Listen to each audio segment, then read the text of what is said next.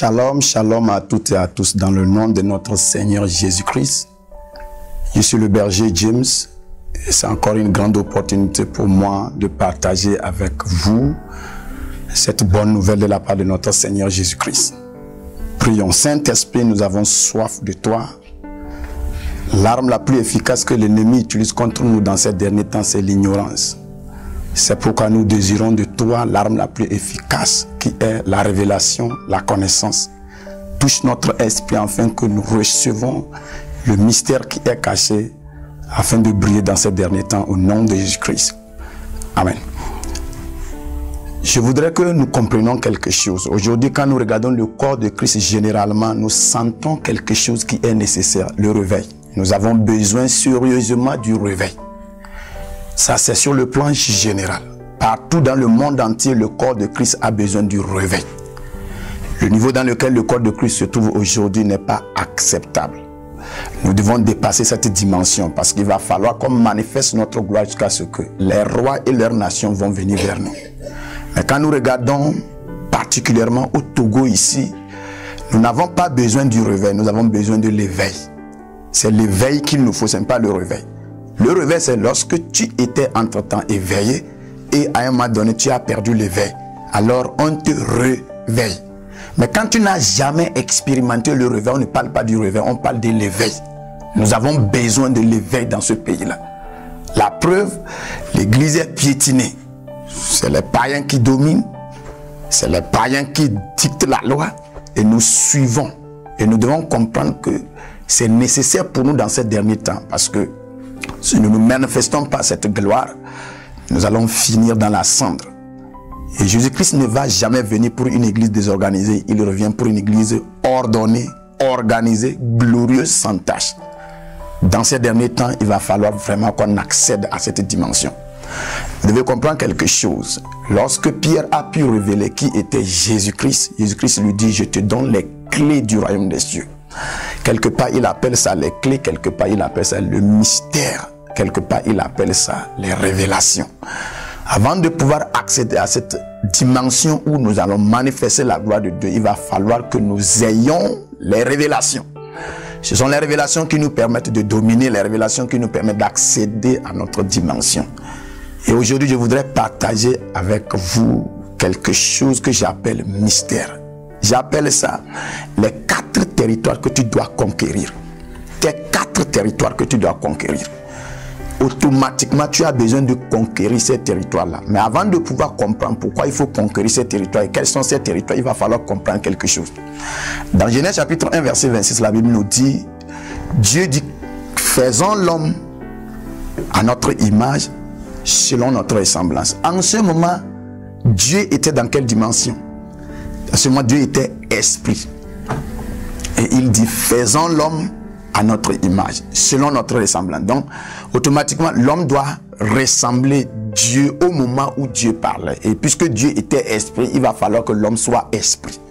Et tu dois connaître quelque chose sur les esprits. Chaque esprit que tu connais, chaque esprit, je dis bien chaque type d'esprit, qu'il soit esprit des ténèbres, esprit de la lumière, Dieu, n'importe quoi, pourvu que ça soit un esprit, il y a certaines choses que tu vas reconnaître qui s'attachent à l'esprit. Les esprits ont toujours quelque chose qu'on appelle la volonté. Chaque esprit a une volonté. De notre Père qui est dans les cieux, que ton nom soit sanctifié, que ton règne vienne, que ta volonté soit accomplie. Tous les esprits sont connus par leur volonté. La deuxième chose que tu dois connaître d'un esprit, c'est que chaque esprit a une présence. Chaque esprit a une présence. Tu ne peux pas enlever ça de l'esprit. Chaque esprit a une présence. La troisième chose que tu dois comprendre, c'est que puisque les esprits ont une présence et ils ont une volonté, automatiquement, ils cherchent un territoire. Ils ont besoin, ils ont soif de ce territoire-là. Pourquoi? Parce que c'est dans ce territoire-là qu'ils vont manifester leur présence et accomplir leur volonté. Avant de voir la volonté d'un esprit s'accomplir, tu vas voir que ça s'accomplit dans un territoire où sa présence s'intensifie.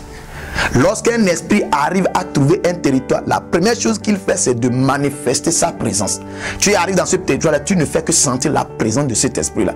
Et tant que le territoire est imbibé par la présence de cet esprit-là, c'est sa volonté qui s'accomplit là-bas.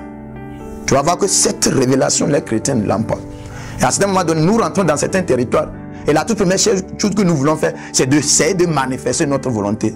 Tout en oubliant qu'il y a déjà un esprit là-bas qui a déjà dominé ce territoire-là et qui impose sa volonté. La première chose, il va falloir maintenant détecter quel esprit est dans ce territoire et comment le renverser. Parce que tu dois savoir qu'il faut renverser un esprit avant de conquérir ce territoire-là. Alors si Dieu nous a créés à son image, ça veut dire que nous aussi nous sommes des esprits. Alors si nous sommes des esprits, nous avons une volonté. Nous avons automatiquement une présence et nous avons besoin d'un territoire. Si tu joues avec ce territoire-là, tu seras esclave pour toujours sur la terre ici. Partout tu vas vouloir manifester, soit disant ton destin, soit disant quelque chose, tu vas trouver toujours qu'il y a certaines forces qui te résistent. Tu as envie de faire quelque chose, mais tu trouves des blocages.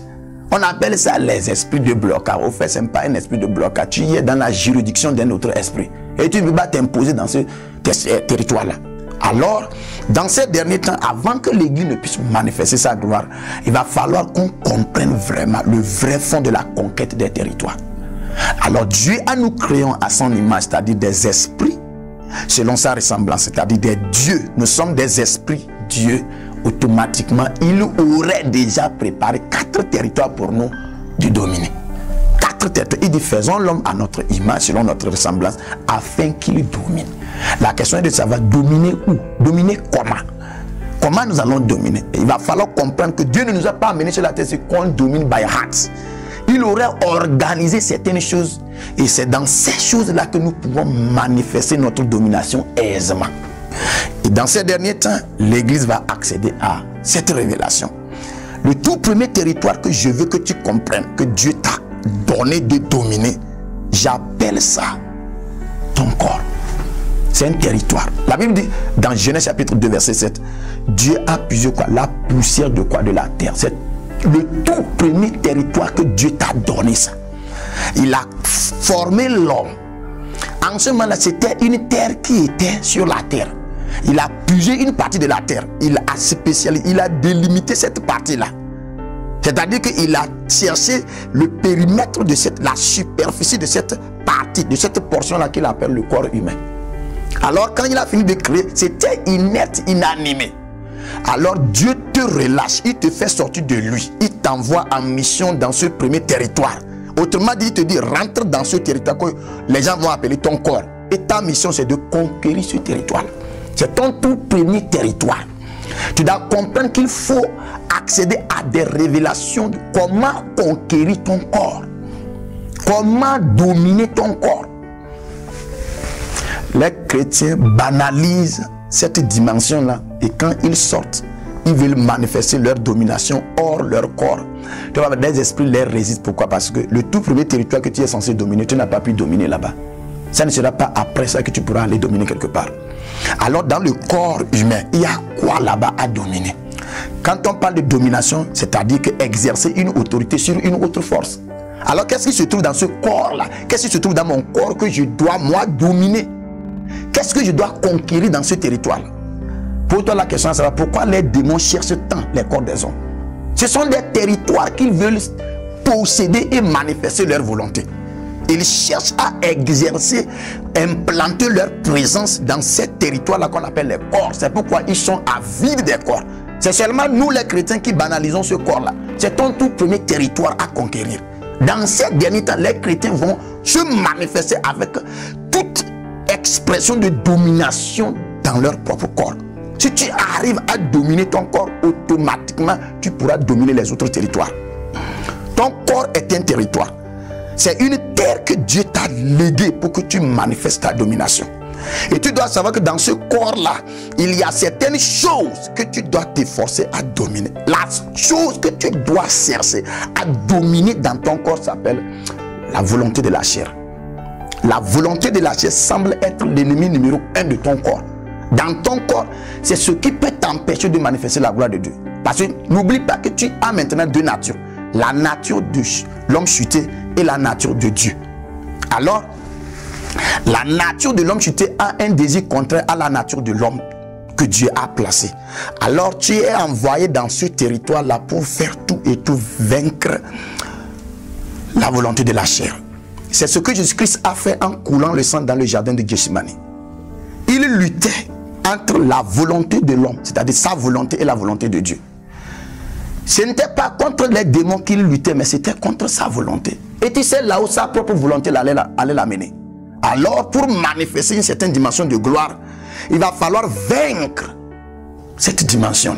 Tu dois rentrer dans cette dimension où tu arrives à assujettir ton corps pour manifester la volonté de Dieu. On appelle ça la crucifixion. C'est là-bas que tu vas comprendre que ta chair a été crucifiée.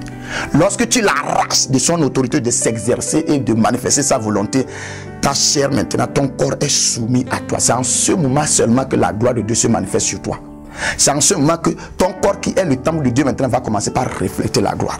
Et dans Isaïe chapitre 6, tu vas voir que on dit la première année de la mort du roi Uzziah, j'ai vu l'Éternel. Et où est-ce que je l'ai vu? Il était dressé au sommet de l'église. Et c'était ces pans qui remplissaient le temple. Quand tu vois une église au-dessus de laquelle il y a Dieu, ça cesse d'être église, ça devient un royaume. Parce que le trône de Dieu, quand ça s'établit au sein d'une société, cette société devient le royaume de Dieu. Ton corps doit cesser d'être temple de Dieu et devenir royaume de Dieu. En quel moment ton corps deviendra royaume de Dieu? C'est au moment où tu vas dominer la volonté de la chair. C'est nécessaire et c'est très important. Et quand tu n'as pas encore dominé la volonté de la chair, peu importe qu'est-ce que tu veux faire pour manifester la gloire de Dieu, ça sera emprisonné, ça sera bloqué par cette volonté-là. Alors, cette première partie, tu découvres que la toute première chose qu'il faut faire dans ta vie en tant que chrétien, c'est chercher à dominer ce premier territoire qui est ton corps. Et quand tu arrives à le dominer, le reste va suivre. Je prie pour toi pour que le Saint-Esprit t'aide à accéder à des révélations profondes de comment marcher et arriver à crucifier ton corps, à dominer la volonté de la chair qui est dans ton corps. Tu es richement béni par ce message. Sois connecté au nom de Jésus-Christ. Amen.